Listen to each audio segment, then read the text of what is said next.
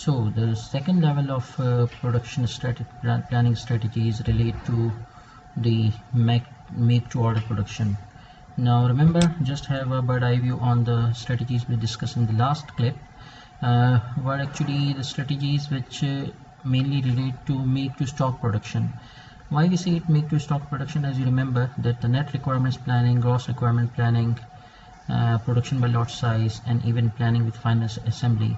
In none of these techniques, the actual stock produced during the manufacturing was related to a specific sales order. In none of them, right? So actually, we were actually responding to the sales order in one of them when the sales order actually exceed our forecasted demand. But if they are not, then we actually produced according to the forecasts.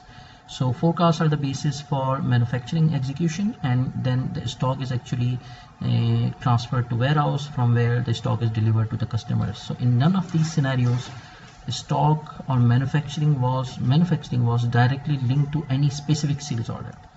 Now in these strategies, in the make to order strategies, the situation is really the reverse, the opposite. Here all the strategies will relate our production directly to a particular sales order. So let's see how these strategies work. So the first of them is the make to order production strategy 20, and there are some other related strategies which are somehow similar with some basic differences, some minor differences. This strategy is purely make to order production strategy. It means that when a sales order is received in the sales department, the production is actually triggered, and the production quantity is exactly the same as the sales order quantity. And it's not only the finished goods which are actually planned in this way, but also all the subordinate materials within the bill of material which are marked as make to order production are also procured accordingly. So for example, if a finished good has 3 components as the raw materials and all of them are marked make to order, it means that when we receive the final sales order, the sales order for the finished goods, then we will actually start the procuring of the raw materials, then the production process of the finished goods. The second one is, so in this particular case there is no inventory, the cost actually are settled to individual sales orders. The second one is planning without final assembly.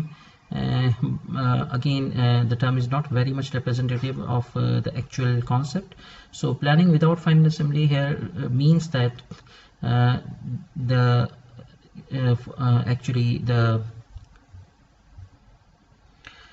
it means that if the product is of such a nature that the semi-finished goods or the sub-assemblies are produced before actual sales order is received, so these are actually produced on the forecast basis, but the final assembly is actually produced on not on the forecast basis but on the actual sales order basis. So treat an example of say something, so let's say computer PC manufacturing, a very rough example. So a specific sales order for a lot of PCs can have different configurations. Some may ask 15-inch screen and different RAM size, say RAM size 1 and hard disk size 1, whereas the other may ask RAM size 1 and hard disk size 2, and etc. etc. Now if we are manufacturing all of these products, including the hard disk and the RAM and even the screens, then it's in this particular strategy what happens that we manufacture the sub-assemblies, the screens, the hard disks and the RAMs fairly on the forecast basis, right? So these forecasts are actually based on combination of the different sales order that we might receive in future based on our past history. So these components, although they are different, but they go into the final assembly in different configurations.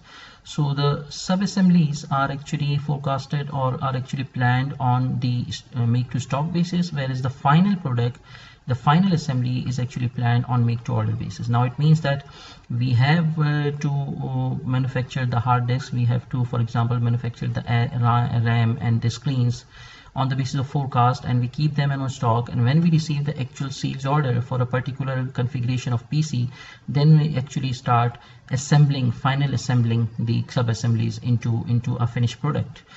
So in this particular case, we shall have a stock of semi-finished goods, say sub-assemblies, but we shall not have any stock of final assembly, because final assemblies are always triggered when we receive the final sales order. And the last one, planning with planning material, is used when there are similar products and with a slight difference in their bill of materials. So we studied the concept of variant bill of material. So say if there are 3 products with 10 items in their bill of materials, and say 2 items are different in each of them and 8 items are same, then it's better to plan those 8 items which are same on a uniform basis in a single planning run, and plan the other 2 items differently. So in order to do that, what we do, we actually create a planning material, which is just an hypothetical material, which contains actually the 8 common items which are there in the bill of materials of all the 3 products. And then we, based on our forecast, we actually plan these common items. And the configurable items, that is the variant items, the items which are different among each product in the bill of material, can be planned in with any other strategy which we might think appropriate for them.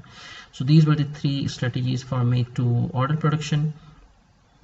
And why we say make to order production? Because in every one of them, somehow the final assembly or the finished good was directly linked to the finished product. In the first one, it's altogether linked to the finished product, to the sales order, In the second one, the final assembly is actually linked with the sales order, whereas in the third one, the final assembly of the the manufacturing of the finished good is actually linked with the sales order, because the sales order might be of a specific product, 1, 2, or 3, for which we need 2 variant materials, 2 specific materials, and 8 materials which have been planned earlier with the make to stock sort of strategy.